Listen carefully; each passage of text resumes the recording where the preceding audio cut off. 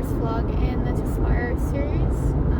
So I moved from British Columbia to Ontario, and when I did move here, I was on Fasenra. At this point, I was on Fasenra for a little over a year, and with minimal results. So Tezspire was approved in Canada last summer in 2022, and my respirologist suggested moving to this biologic injection in place of Fasenra. So the process of getting approved was quite a bit easier here in Ontario.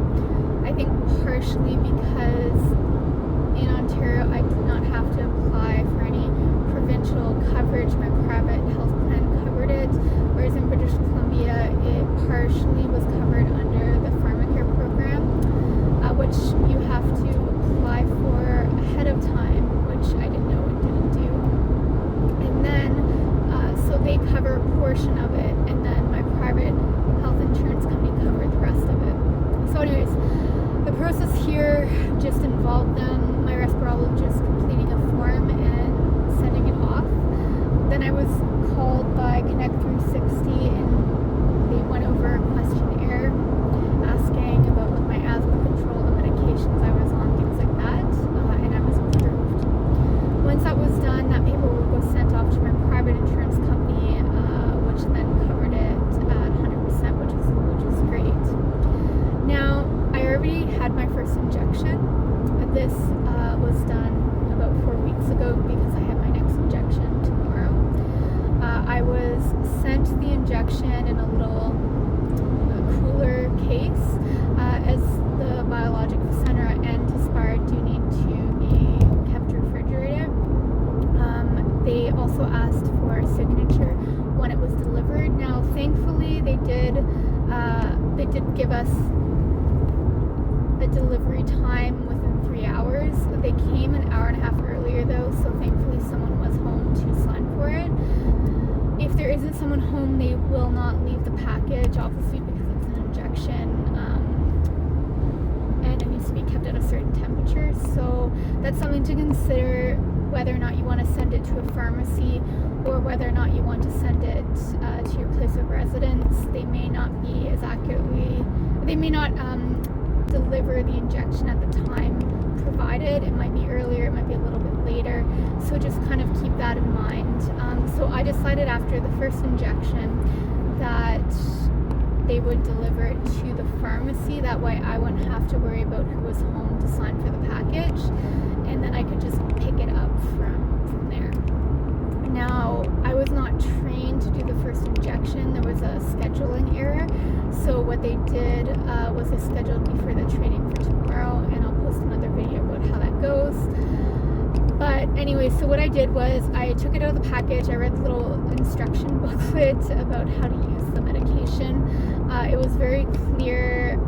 Essentially what you have to do is take it out of the box and leave it for a minimum of half an hour until it reaches an hour until it reaches room temperature. So what you have to do is take it out of the box, out of the cooler, and you need to leave it for a minimum of 60 minutes before you inject yourself.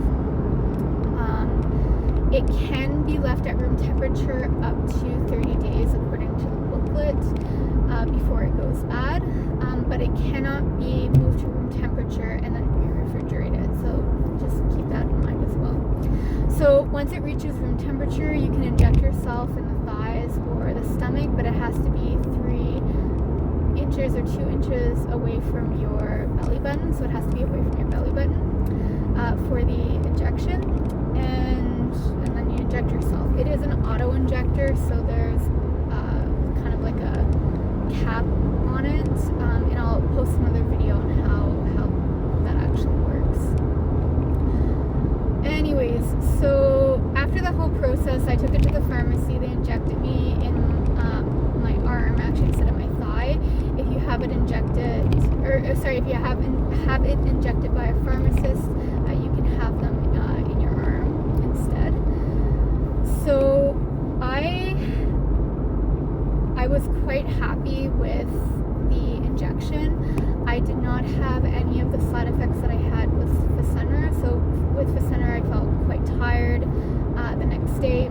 I also had on-site reaction, normally a little bit of a rash and swelling, and I also felt a bit dizzy afterwards too, normally about 24 hours after the injection. With the Tezspire, I had none of that. My arm wasn't, my arm wasn't even sore, which was a nice change. So that was sort of a review of that process. If you have any questions, please